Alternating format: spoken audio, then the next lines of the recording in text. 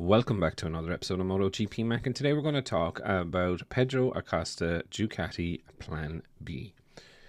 Now, as I mentioned in the podcast, with KTM's current financial struggles, there is a possibility that, the four KTM riders this year could be out of a seat if everything goes bang, boom, and wallop.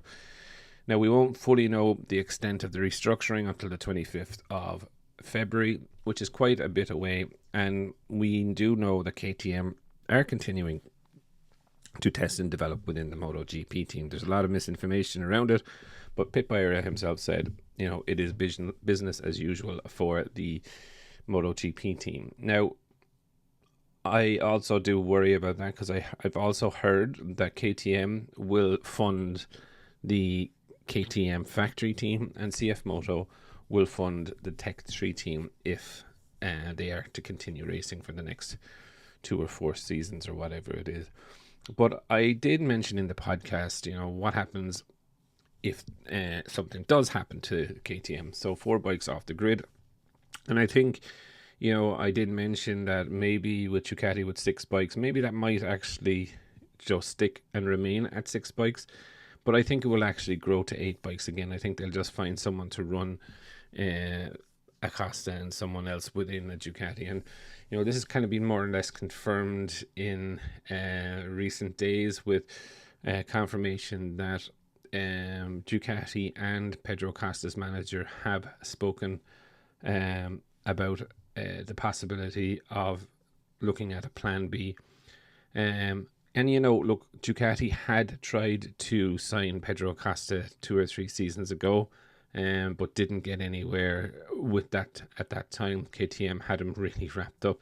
They learned their lessons from losing Jorge Martin and that. So I do think it's really, really interesting. But again, with what's going on with KTM is so uncertain. It's definitely squeaky bum time for some of the riders that are attached, because of course they're going to be told, yeah, you're fine, it's fine. And this has been going on for months upon months with KTM.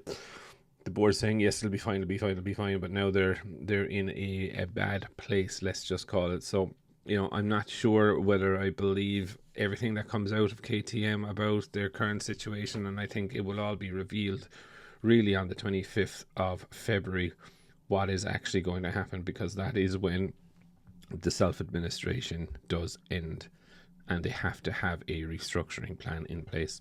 But I definitely think it's very interesting that Ducati are going after Pedro Acosta. You can't really blame them, because let's just say he is maybe the future of the sport. But I would definitely love to know your thoughts. What do you think of Ducati and Acosta Plan B for 2025 if everything goes belly up with KTM? Definitely leave your thoughts in the comments below, and I'll be back again tomorrow with another video.